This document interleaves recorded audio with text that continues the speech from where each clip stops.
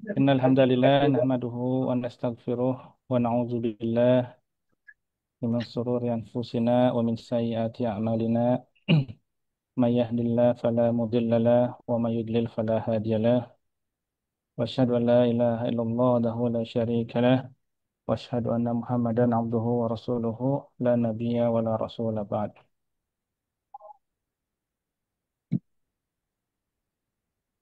Alhamdulillahilladzi ja'ala likulli da'in dawa'an wa likulli hammin farajan. الحمد لله الذي بيده مفاتيح الغيب وبنوره تضيء السماوات. الحمد لله الذي جعل القرآن نورا وضياء وهدى ورحمة للمؤمنين.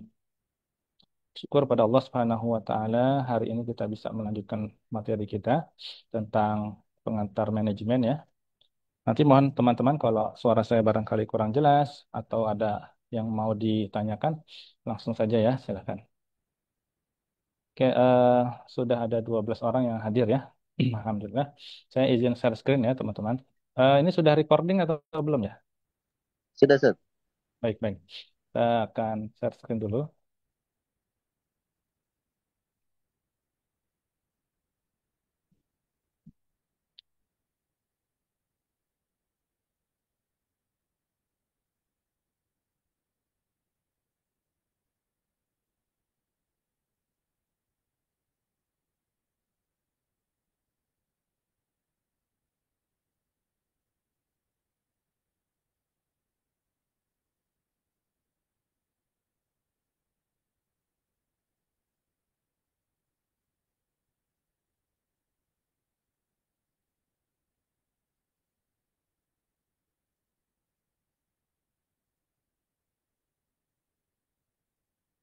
Dan nampak, teman-teman?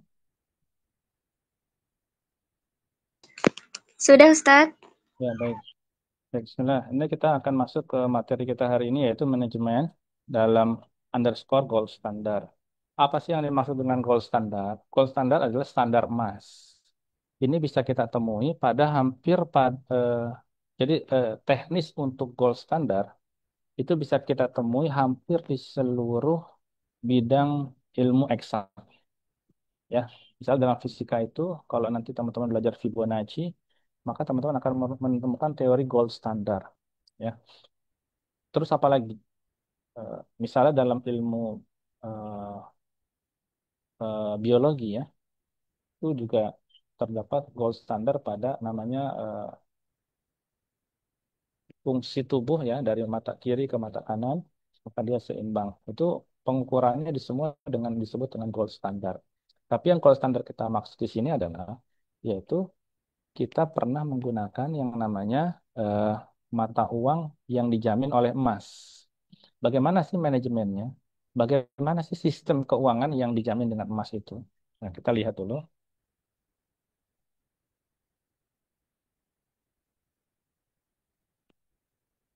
Potensi emas, coba kita lihat potensi emas yang ada di seluruh Indonesia ya.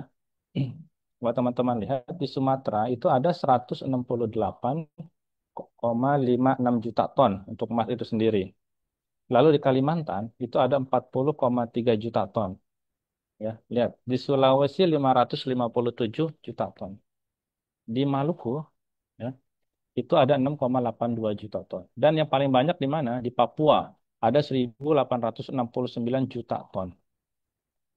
Ini perlu yang namanya ilmu manajemen. Bagaimana mengatur agar emas, ya, emas ini kemudian tidak hanya menjadi sebagai hasil tapi dia juga bisa menjadi al-umlah.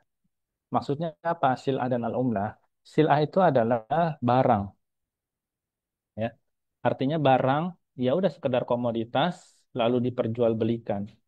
Tapi kalau misalnya kita punya konsep emas dijadikan sebagai standar mata uang kembali, ya, mata uang standar kita adalah emas, maka bayangkan teman-teman potensi emas yang ada di Indonesia kalau Indonesia kembali menggunakan sistem yang namanya sistem standar emas. Ya, nanti kita akan banyak diskusi ya. Kenapa? Bayangkan sekarang teman-teman pegang uang rupiah ya 16.000 ya. Itu setara hanya dengan 1 dolar Amerika. Artinya orang Amerika kalau datang ke Indonesia, dia 16.000 kali lipat lebih kaya daripada orang Indonesia. Maka sebaliknya, orang Indonesia, dia kalau pergi ke Amerika, itu 16.000 kali lipat lebih rendah, ya, lebih miskin daripada orang Amerika. Ada ketidak, ada yang namanya imbalancing tadi ya, ketidakseimbangan, apa namanya, eh, ketidakadilan, ya akan selamanya begini. Maka Indonesia tidak akan pernah mungkin mengejar dolar, ya, karena apa? Karena ditentukan oleh pasar, tidak ditentukan oleh standar yang namanya standar emas. Oh, kita akan kembali dong ke zaman Nabi. Gimana caranya? Kan uang emas itu kan besar, ya. Gimana kalau kita mau transaksi bakwan, kalau kita mau transaksi yang lebih kecil? Nah, maka kita perlu yang namanya manajemen tadi. Bagaimana memanage mata uang tadi yang kemudian besar, Selanjutnya kemudian setelah ini tadi didigitalisasi. jelas. Suara saya jelas, teman-teman? Jelas, Ustaz. Ya, didigitalisasi emas tersebut ya, dengan kita memanajemen, lihat potensi emas yang ada di seluruh Indonesia ini. Ini barangkali wawasan baru ya buat teman-teman, tapi ini adalah penelitian yang sudah kami lakukan ya di berbagai daerah yang memiliki kantong-kantong emas tadi. Lalu yang selanjutnya, kenapa saya mengusulkan kita kembali ke standar emas? Ternyata Indonesia ya itu tahun 1946 Undang-Undang Nomor 19 Tahun 46 Pasal 1 itu menjamin bahwa setiap 10 rupiah itu dijamin dengan 5 gram emas murni. Tapi ini sudah tidak berlaku lagi. Atau dalam kata tanda kutip dikebiri, disuntik mati sama pemerintah. Yang hari ini ya setiap rupiah yang dikeluarkan tidak lagi dijaminkan dengan yang namanya emas. Ya udah, cetak-cetak aja. Akhirnya inflasi. Bayangkan sekarang 1 gram itu 2.200.000. Ya, dulu tahun 46 ya itu 10 rupiah itu setara dengan 5 gram emas murni. Ini pasalnya sampai hari ini belum dicabut. Undang-Undang Nomor 19 Tahun 46. Kelihatan teman-teman ininya pasalnya? Kelihatan, Ustaz. Ya. Nah, ini menetapkan ini ya, bisa dibaca ya. Mengingat, ya, menimbang, mengingat, menetapkan dengan tidak mengurangi peraturan yang akan ditetapkan selanjutnya dalam undang-undang nih, yang tentang uang Republik Indonesia. Maka sebagai dasar nilai ditentukan 10 rupiah uang Republik Indonesia sama dengan emas murni seberat 5 gram. Berarti, bayangkan, berarti kalau teman-teman punya misalnya ini 10 rupiah itu 5 gram. Teman-teman punya 1.000 saja ya. Punya 1.000 saja, maka teman-teman punya berapa jadinya? Punya sekitar setengah 5 kali 100 500 gram. Berarti teman-teman punya setengah kilo emas. Ya. Bayangkan kalau kita punya uang, mata uang yang powerful demikian, ya, maka kita akan menjadi negara dengan mata uang terkuat. Karena hari ini kita uang kertas kita tidak dijamin oleh apa-apa, ya. Ya udah dicetak sebanyak-banyaknya. Mereka menggunakan sistem konsep pasar. Kalau uang yang beredar terlalu banyak, maka terjadi inflasi. Nah, mereka takut juga kalau cetak sebanyak-banyaknya. Makanya kemarin Menteri Keuangan yang baru, Pak Purbaya ya, itu mencetak uang 200 triliun ya dari BI digunakan untuk apa? Untuk pinjaman.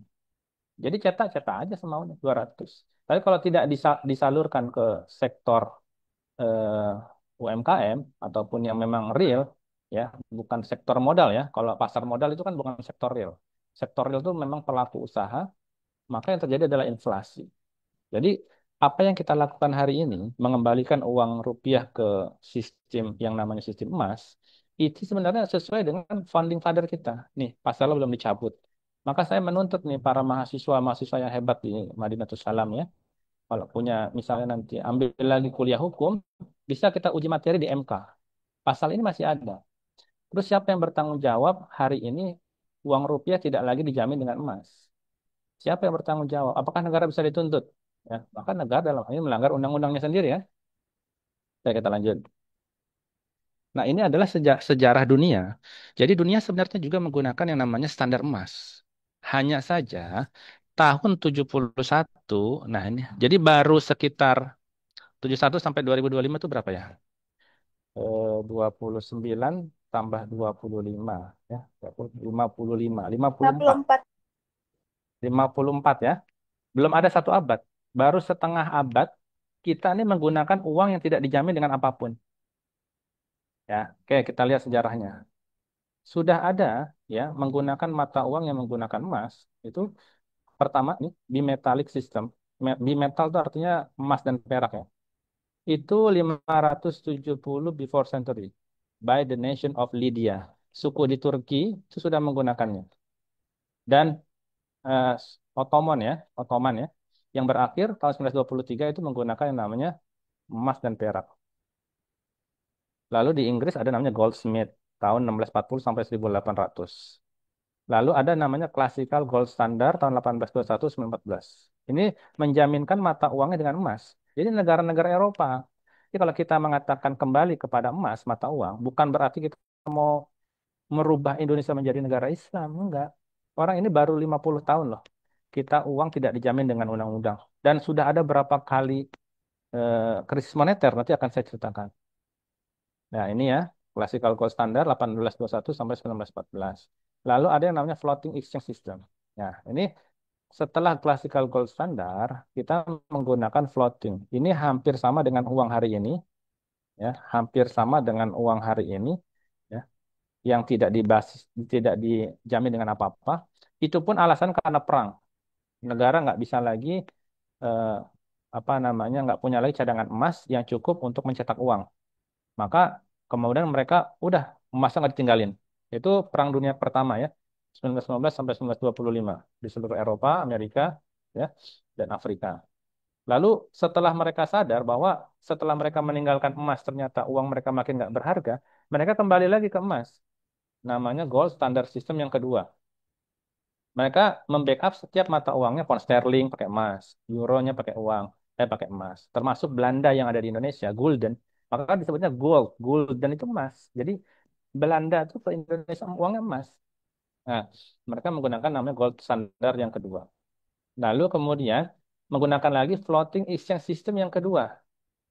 Setelah perang, biasa tuh, perang begitu lagi balik lagi. Mereka butuh uang banyak untuk membeli senjata, dilepas lagi emasnya. Jadi mereka tuh jangka pendek saja ini melepas emas supaya punya uang banyak buat membiayai biaya perang yang sangat tinggi. Lalu setelah perang kedua, mulailah yang namanya Bretton Woods System. Yang dijamin ke emas hanya dolar saja. Semua negara tidak perlu menjamin dengan emas, cukup menjaminkan mata uangnya dengan dolar. Nah, nanti dolar yang menjaminkan dengan emas. Pinter Amerika ya. Ya, jadi istilahnya lu pada nggak usah ke emas, gue aja gitu ya. Ya tapi lu pada ke dolar, jaminkan mata uang negaranya gitu.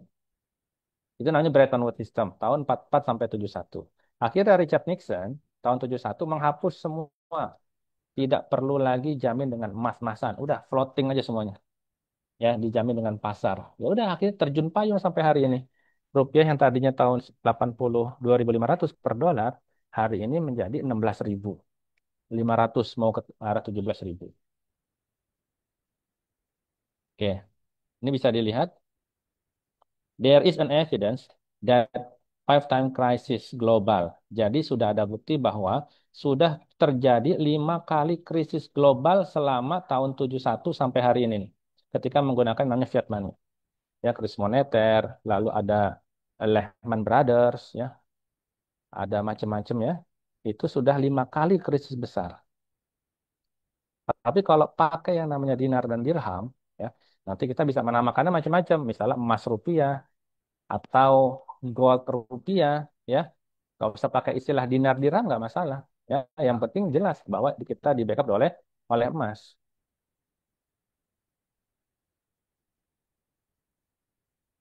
Nah ini adalah apa namanya mereka-mereka yang mendukung dan yang menolak.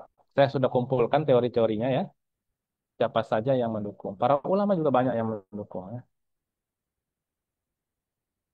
Nah ini adalah gold versus fiat money. Ya, kalau kita bandingkan antara fiat money dengan gold, maka fiat money banyak sekali yang namanya mafsadahnya. Ya. Apa mafsadah pertamanya? Fiat money has no intrinsic value. Fiat money nggak punya nilai intrinsik. Ya. Jadi uang fiat money 100.000 itu bernilai 100.000 karena apa? Karena dijamin oleh yang namanya pemerintah. undang-undang. Kalau Indonesianya bubar, maka uang 100.000 kita nggak berlaku lagi. Beda kalau emas. Misalnya kita punya emas 1 kilo. Mau Indonesia bubar sekalipun, yang ada misalnya tinggal negara Jawa, negara Sunda, maka emas 1 kilo masih berlaku. Banyak sekali emas-emas yang ada di museum itu dari zaman Majapahit, itu emasnya emas murni, tinggal dilebur, maka dicetak lagi jadi emas. Tapi kalau uang fiat itu hanya uang kertas. Jadi dia hanya berlaku ketika dijamin oleh undang-undang saja. Nah itu ya salah satunya.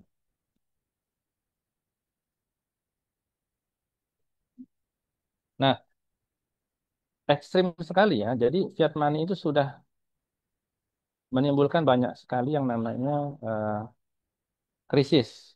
Ya. Krisis pertama adalah krisis di Amerika Latin tahun 70 dan tahun 80-an. Krisis yang kedua tahun 92 di Eropa. Ya. Lalu krisis yang ketiga adalah krisis yang melanda apa namanya di Asia tuh kemarin 8 ya, krisis moneter ya, Indonesia dan sebagian di Asia Tenggara. Lalu 2008 financial crisis tuh. 2010 adalah krisis Eropa. Itu udah 5. Ini belum nanti ya. Oke, itu kita bandingkan. Dalam 40 tahun, rupiah mengalami penurunan daya beli. Ya, rata-rata 8% per tahun dalam 40 tahun. Dalam 40 tahun, US dollar mengalami penurunan. Jadi jangankan rupiah, US dollar saja mengalami penurunan. Karena dolar nggak dijamin dengan apa? Apapun. Tapi dolar masih tetap powerful. Kenapa?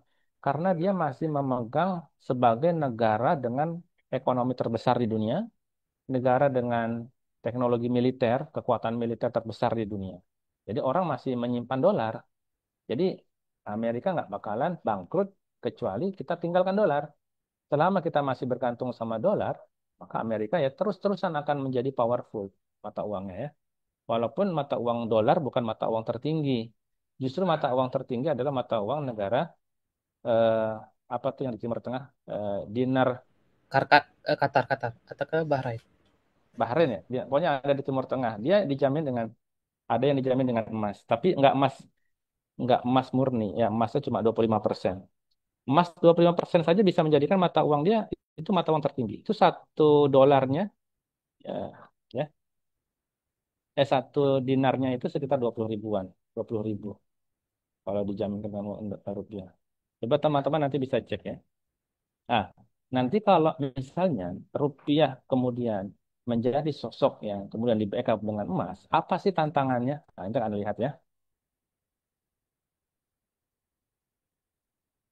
Ini optimalisasi standar emas.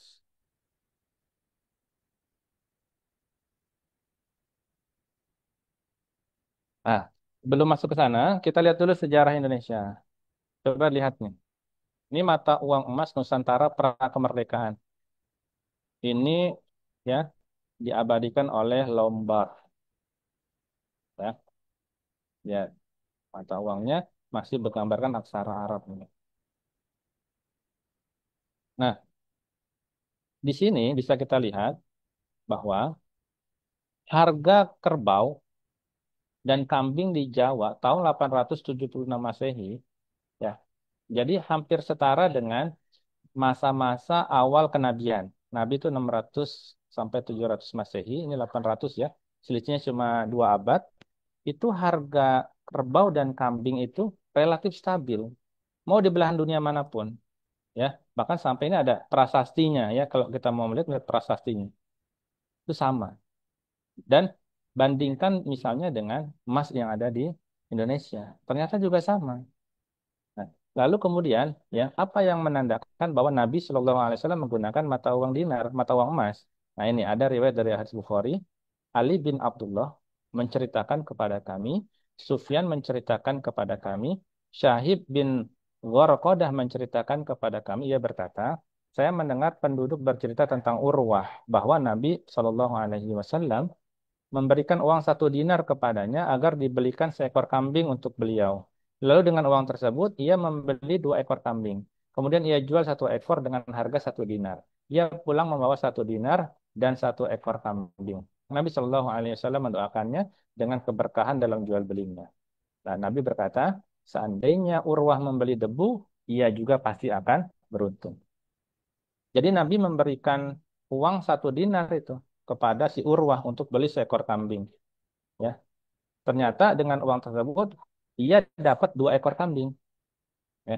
Nabi nyuruh beli satu. Karena pinter dagang, Urwah dari 1 dinar dapat 2 kambing. Yang 1 kambing dia jual lagi dengan harga satu dinar. Dan ia kembali ke Rasulullah. Rasulullah senang banget itu ngelihat cara berdagangnya Urwah. Ya, lalu diserahkan kepada Nabi 1 ekor kambing dan 1 dinar. Dan Nabi kemudian mendoakan. Artinya di zaman Nabi harga kambing itu sekitar 1 dinar. 1 dinar itu sekitar 4 gram, 4 juta. Maka kalau kita konversi hari ini, ya kita lihat harga kambing hari ini ya kisarannya harganya sekitar 4 juta. 4 jutaan, 5 jutaan. Masih sangat relevan sekali ya. Maka teman-teman bisa bandingkan dengan harga uang rupiah misalnya. Ya, kita sekarang zaman saya dulu beli motor bebek itu 3 juta sampai 5 juta ada itu ya. Sekarang 3 juta dapat motor apa? Ini dulu motor baru itu. Sekarang kayak Nmax ya. Atau mungkin harga ya telur aja lah, harga telur ya. Nah, itu sekarang sudah 1 kilonya 30.000. Pernah ngerasain harga 1 kilonya sekitar 1.500 ya. Maka kalau kita menggunakan mata uang rupiah, maka ya tadi teman-teman akan melihat dia tidak akan hancur, dia akan hancur dengan sendirinya. Tidak perlu apapun untuk menunggu kehancurannya. Apakah kita akan menunggu kehancurannya, ataukah kita hari ini sudah kemudian menggunakan yang namanya emas sebagai eh, apa namanya safe haven kita. Nah, jadi teman-teman harus paham, mulai hari ini udah punya uang sedikit, jangan ditabung menggunakan rupiah, belikan emas, belikan emas. Nanti kalau sudah 80 gram, dia ada zakatnya. Ya. Tapi kan kita jarang sekali ya ada 80 gram. Oke, apa sih yang menyebabkan kemudian selamanya kita akan bergantung sama yang namanya uang kertas? Nah, karena tadi ini adalah permainan para bankir. Bankir menginginkan agar apa? Agar tadi ya kita tidak bisa lepas dari yang namanya hutang. Nah, makanya Allah Subhanahu wa taala mengharamkan yang namanya riba. Riba diambil dari mana? Diambil dari selisih hutang piutang. Ya, ya. Pak, apa namanya? Wala ta'kulu riba ad'afam mudha'afah. Jangan kalian makan riba ya. Alif lam ma'rifat yang berarti keseluruhan riba. Mau ribanya kecil kayak, mau ribanya besar atau sedang kayak, semua termasuk dalam riba. Maka para banker itu tidak mau kehilangan keuntungan. Nah, jadi satu-satunya yang bikin mereka tetap untung ya karena ada yang minjam tadi. Coba bayangkan ya, misalnya bikin, kenapa mereka dari satu bunga kita itu bisa beranak pinak. Misalnya dari A, ya, ini A, A menabung di bank B sebesar 100 juta. Kan? Lalu nih A menabung, ya, ini nasabahnya A ya, misalnya siapa di sini ya, Satrio. Satrio menabung ya di bank BCA 100 juta. Ya, Satrio menabung di bank BCA 100 juta. Lalu dari BCA tadi, tabungannya si Satrio, itu dikasih kredit 90 juta ke nasabah yang C. Ya, misalnya Mbak Rahma nih. Ya, jadi yang dikasih ke Mbak Rahma itu uang bank atau uangnya si Satrio? Uangnya Satrio ya, 90 juta. Lalu Bank BCA tadi ya mendepositokan ya kan ada sisanya 10 juta. 10 juta kemana? Ke Bank D gitu ya. Tadi nggak dikasih semua, dikasih cuma 90 juta. 10 juta didepositoin. Nanti dia bakal dapat bunga tuh dari deposito ya. Tabungan yang diambilnya jangka panjang namanya deposito untuk memperoleh pendapatan bunga. Dengan menjadi penjamin 10 juta tersebut, maka Bank D nih, Bank D misalnya Bank BTN ya, Bank BTN, maka seolah-olah memiliki 90 juta yang dimiliki oleh Bank B yang telah dihutangkan ya melalui kehampaan tadi. 90 ini 10 juta. 10 jutanya tadi nanti kemudian bisa dipinjam lagi oleh Bank B. Berapa? 90 juta. 90 juta. Dari yang 100 juta, ya, uang beredar, ya, dari 100 juta, lalu menjadi 90 juta, menjadi 81 juta, dan terus seperti itu beranak pinak, maka akhirnya bisa mencapai jadi 1 miliar itu. Padahal uang yang tadi diputar berapa? 100 juta, punyanya siapa? Satrio. Ini adalah fiktif semua, ya, yang dimainkan. Ini yang disebut dengan reserve banking. Beranak pinaknya yang namanya bunga tadi. Maka Nabi sudah memerintahkan yang apa namanya Allah Subhanahu wa taala sudah memerintahkan jangan makan riba yang berlipat ganda. Malah kita tafsirkan sendiri. Oh, boleh dong kalau nggak berlipat ganda. Nah, ini kalau kita kasih lihat tafsirnya, maksudnya adalah ini. Setiap bunga yang kita keluarkan, ya, walaupun cuma misalnya kamu nih minjem 100 juta, ngembalinya cuma 1 juta, yang nggak berlipat ganda. Tapi dari sini itu bisa beranak pinak berlipat-lipat dari 100 juta menjadi 1 miliar. Itu kan berlipat ganda. Efek sampingnya itulah yang berlipat ganda. Yang Allah Subhanahu wa taala sudah memprediksinya itu, sudah menyatakannya itu. Nanti ini akan masuk ke ininya ya, teknisnya ya, bahwa setiap apa namanya telah membuktikan bahwa yang namanya apa namanya uang, ya, uang yang ada itu tidak akan pernah cukup untuk yang namanya menutupi hutang. Jadi prinsip para banker adalah gimana caranya agar hutang itu selalu tidak bisa dibayar oleh setiap negara. Karena total uang tidak akan pernah cukup. Global amount of money selalu lebih kecil daripada global debt of all players.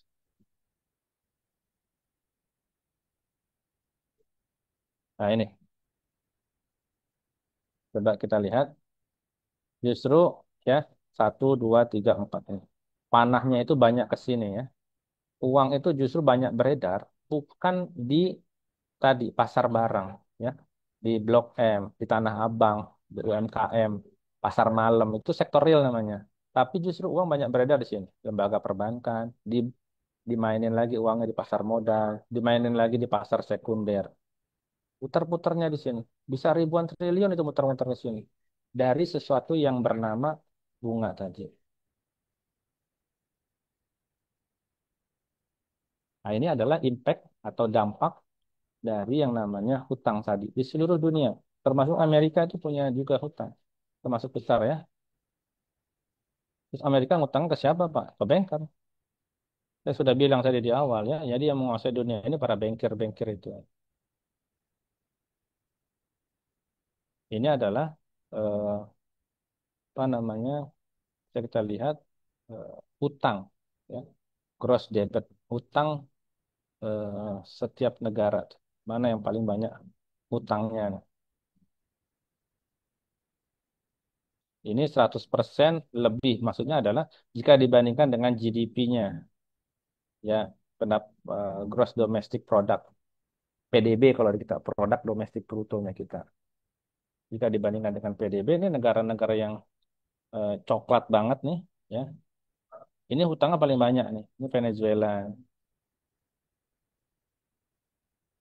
Indonesia mana Indonesia? Nah ini nih, Indonesia nih ya. Indonesia masuknya ke yang biru-biru ya. Jadi eh, rasio hutang kita dengan GDP sekitar 25% sampai 50%. Nah, mana most indebted countries in the world? Mana negara dengan jumlah hutang terbanyak di dunia? Nah, ini adalah Jepang, 238%. Lalu Yunani. Makanya di Jepang hari ini mereka memberlakukan yang namanya zero interest rate. Bunganya dinolin, ya. Bunganya dinolkan. Lalu Yunani, Itali, ya. Nah, ini bisa dilihat sendiri ya.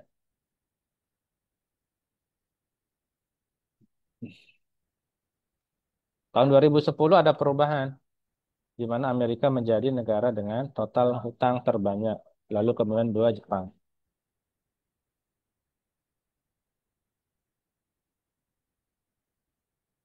Nah, sekarang kita lihat negara dengan stok emas.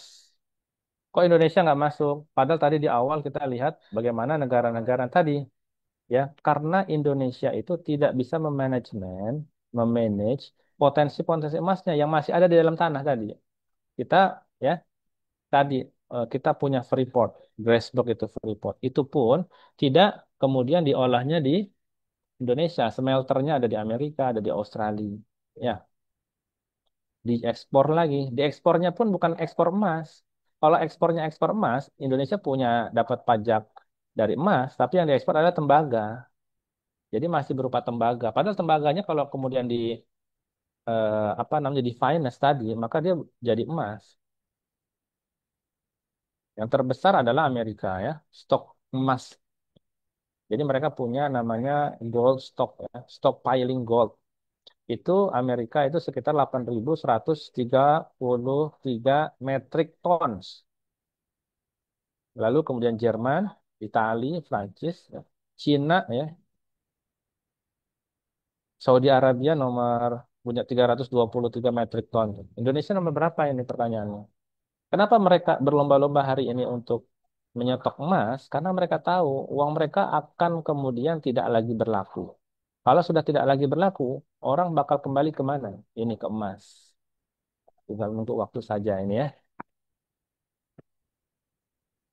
Nah, tantangan standar emas itu ternyata ada pada MOU with IMF Act number 3.1999 Act 122 2011, 2011.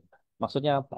Jadi ada deklarasi IMF, artikel dari IMF yang menyatakan bahwa semua negara yang tergabung dalam IMF tidak boleh menjaminkan mata uangnya dengan emas.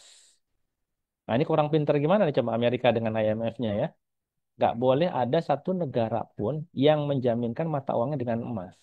Kalau dia mau tergabung dalam IMF dan mendapatkan pinjaman dana dari IMF, International Monetary Fund. Karena dia bukan deklarasi. Indonesia tersetuju. Ini ada artikel IMF di sini. Jadi ini adalah tantangan standar emas. Saya buat namanya fishbone diagram. Yang pertama IMF artikel ya. Tantangan kedua apa? Yaitu yang namanya gaps, sosial, ekonomi, dan politik. Maka akan ada huru-hara nih. Kemarin di Depok ada yang mau mengusulkan kembali ke standar emas. Namanya Zain Saidi. Ditangkap sama polisi. Ya, dianggapnya mau membuat mata uang tandingan. Tapi setelah disidang 1 tahun, ternyata dilepaskan oleh pengadilan. Karena ya emas itu tidak bisa dijadikan sebagai alasan untuk menangkap seseorang. Ide tentang jual beli menggunakan emas. Buktinya apa? Di Bali transaksi pakai dolar nggak dipermasalahkan ya.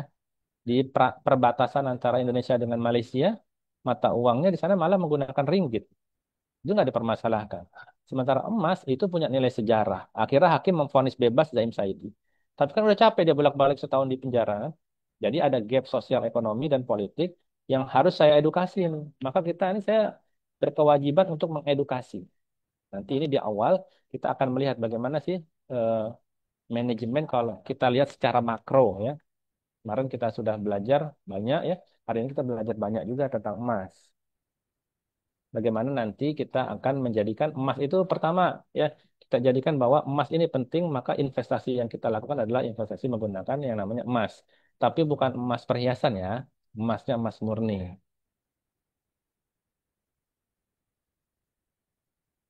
Nanti teman-teman bisa baca sendiri ini apa namanya ini tabel kriteria ya. Saya sudah bikin optimalisasinya gimana sih? Kan emas sudah pernah ada di zaman Nabi.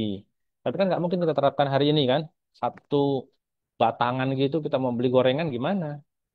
Ataupun emas di zaman ketika negara-negara Eropa menggunakannya nggak bisa juga ataupun emas zaman Bretton Woods kita nggak bisa maka yang perlu apa yang saya sarankan di sini saya merekomendasikan yang namanya ini CBEG Central Bank Electronic Gold Currency artinya mata uang elektronik tapi yang didukung oleh cadangan emas jadi ada OVO ada Dana tapi ini di backup dengan emas mau beli gorengan ya kan nggak mungkin kita beli gorengan 1 gram maka gorengan harganya sekarang berapa 2 juta 2 juta gorengan harganya 2.000 kan maka 2.000 itu kalau dibandingkan 2 juta berarti berapa 1/1000 kan maka 0,001 gram kita klik aja langsung di eh, komputer kita atau di gadget kita ya gorengan 0,001 atau 10 pangkat minus 3 Kalau sudah didigitalisasi, berapapun bisa.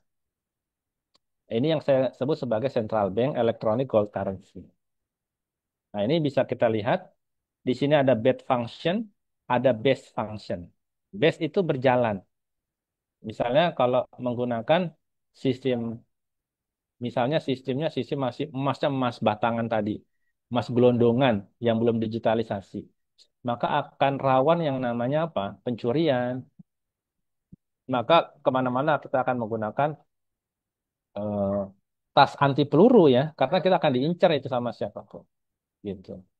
Maka kita harus memikirkan yang namanya central bank elektronik tadi, gold currency. Mata uang emas, mata uang rupiah yang kemudian dijamin dengan emas, tapi emasnya berbentuk digital. Tetap ada ATM kan kayak kayak hari ini kan. BI mengeluarkan uang kertas. Nanti BI mengeluarkan juga uang kertas ya atau uang rupiah yang dijamin dengan emas. Maka Indonesia akan powerful sekali itu. Punya nilai tawar ya, nilai keadilan yang sama.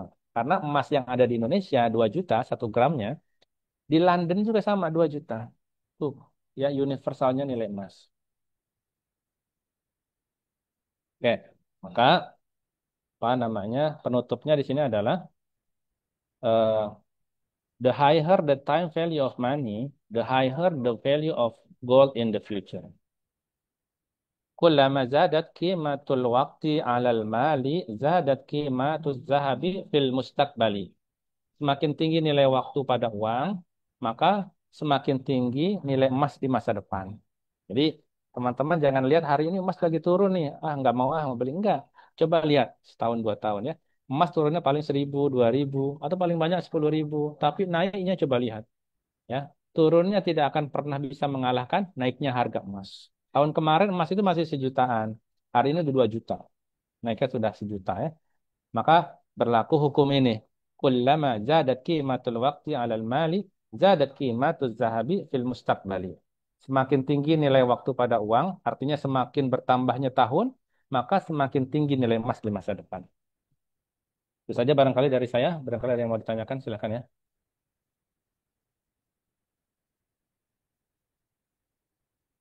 Saya ada waktu berapa menit?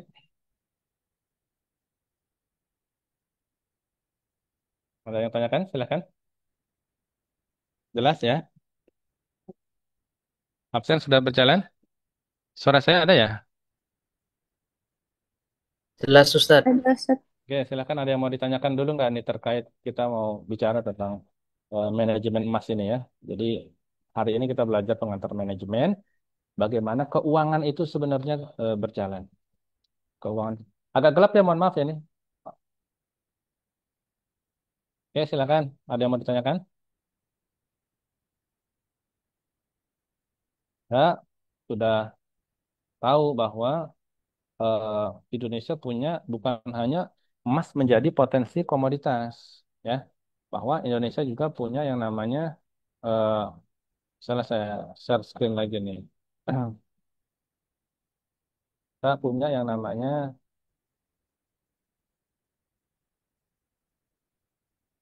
nah ini peta komoditas ya, potensi minyak di Indonesia.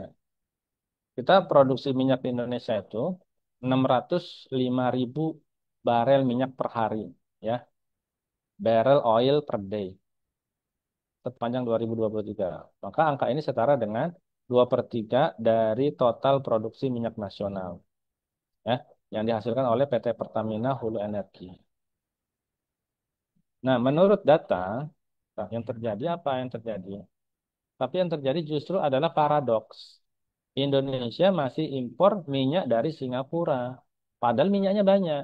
Tapi karena alatnya tadi, ya, alatnya nggak punya alat yang canggih, kita hanya mampu menghasilkan oktan 89. Sementara motor kita, mobil-mobil kita, itu udah harus menggunakan oktan number di atas 90. Akhirnya minyak kita yang banyak tadi tuh, yang oktan 89, itu diekspor dulu ke Singapura. Baru disaring di sana, disuling di sana, menjadi oktan 92, menjadi Pertamax, Pertamax Turbo, bahkan menjadi bahan bakar pesawat terbang yang namanya Aftur ya. Nah, ini paradoks. Jadi ada selisih harga yang sangat signifikan tadi ya. Kita punya ketergantungan impor yang sangat tinggi sekali. yaitu sekitar 60% berasal dari Singapura. Maka strateginya apa? Kita harus mengalihkan. Nggak boleh ke Singapura lagi. Bayangkan kalau kita perang dengan Singapura gimana nih? Maka kita harus 60% dibagi. Kalau Indonesia belum mampu memberikan produk pabriknya sendiri, ya sudah, dibagi saja ke Amerika 20%, ke Timur Tengah 20%, ke Singapura 20%. Jadi kalaupun ada konflik kita dengan negara-negara itu, kita masih punya cadangan. Tapi kalau 60% hanya ke Singapura, Singapura kemudian lagi sepaneng, apa yang terjadi sama bahan bakar Indonesia? Aftur pesawat terbang kita nggak bisa terbang. Ya. Nah, ini adalah apa yang diimpor, Pertalite, Pertamax, Aftur, solar, itu sampai solar ya kita impor. Kecuali LPG ya. Kita LPG itu dari Qatar.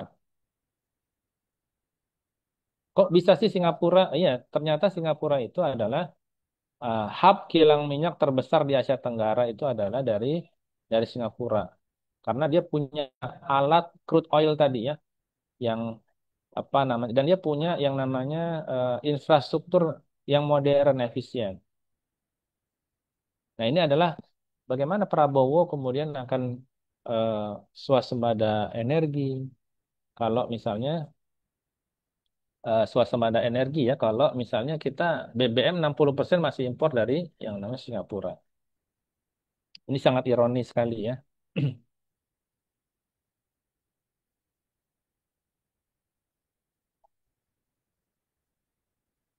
Sebenarnya untuk menurut data global, itu biaya produksi itu cuma sekitar 20 ya 19,71 kita bulatkan jadi 20 US dollar atau sekitar 300.000 ya.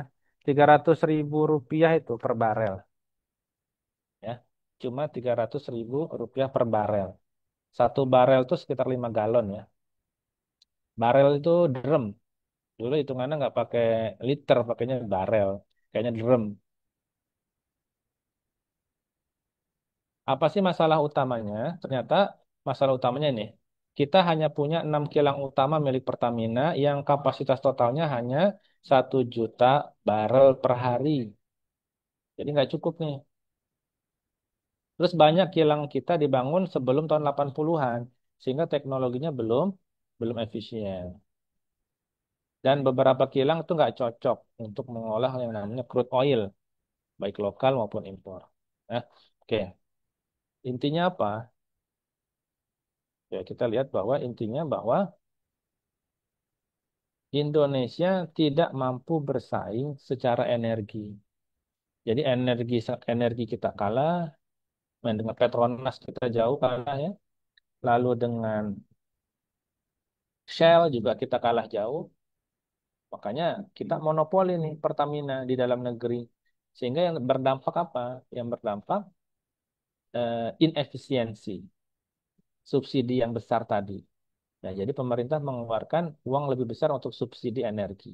Maka seandainya kita nggak perlu impor produksi dalam negeri, maka kita bisa menurunkan biaya subsidi tadi.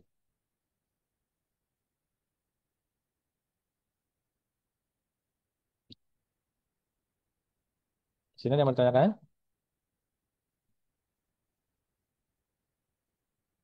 Puan Ustadz mau tanya, Ya, silakan. kilang, kan tadi banyak kilang itu apa ya Ustadz? Hmm, Jadi kurang paham karena bahasanya juga hmm. kurang paham. Kilang minyak itu adalah pabrik penyulingan minyak. Jadi, minyak bumi itu ketika disuling dari bawah, ya, menggunakan apa namanya panas, dia akan disuling. Kayak suling tahu suling ya, ada lubang-lubangnya kan? Maka nanti dia akan keluar sesuai dengan titik didihnya. Titik didihnya solar berbeda dengan titik didih apa namanya lilin. Lilin juga termasuk salah satu dari produk minyak bumi. Tapi yang paling jelek itu ya aspal nanti itu paling terakhir. Ada yang titik didihnya rendah. Jadi kayak penyulingan. Namanya kenapa suling? Karena tadi dia akan keluar melalui lubang-lubang tadi sesuai dengan titik didihnya yang berbeda-beda tadi. Ada yang dipanaskan 100 derajat, dia keluar. Ada yang 120 derajat, dia keluar yang lain, produk yang lain. Dari solar, dari eh, Pertamax, Pertalite. Nah, itu namanya kilang atau pabrik penyulingan minyak bumi. Nah, pabrik penyulingan minyak bumi yang ada di Indonesia ini rata-rata dibuat tahun 80 ke bawah. Sehingga tidak mampu untuk memproduksi yang namanya minyak dengan kualitas oktan di atas 90. Avanza ngeberebet itu pakai minyaknya Indonesia yang 89. Dulu namanya premium, tapi udah dihapus. Jadi Pertalite RON 90. Itu ya. Oke, ada yang mau ditanyakan? Afwan Ustadz, ini di luar materi. Hmm. Ana mau tanya, untuk buku ekonomi syariah yang recommended itu dari penulis siapa ya? Nah, banyak. Mau bidangnya apa? Ada ekonomi syariah bidang keuangan, bidang ekonomi syariahnya di apa? Bidang apa? Kalau Ustadz Dr. Erwandi kan dia memang pakar ekonomi syariah, tapi di bidang muamalah. Ya, bidang muamalah. Nanti ada juga yang membahas tentang ekonomi mikro, ekonomi makro. Nah, kalau misalnya mungkin mau fikih muamalah, bisa bukunya Dr. Erwandi ya. Kalau keuangan tadi? Kalau keuangan, buku saya aja.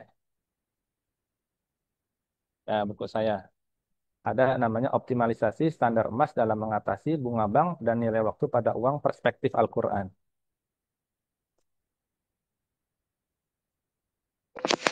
Optimalisasi. Eh, nanti dulu saya coba masih ada nggak ya stoknya ya. Itu Baik, online belinya ya. Ustadz. Di Shopee pun ada. Hah? Di Shopee pun juga ada, Ustadz. Di Shopee. Nggak tahu penerbitnya nanti. Kalau penerbitnya ini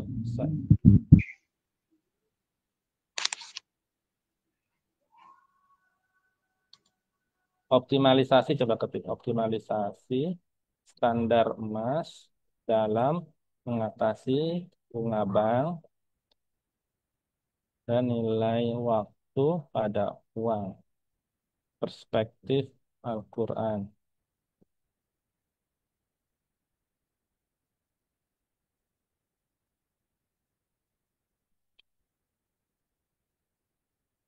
Pernah lihat buku namanya Dipublish nggak?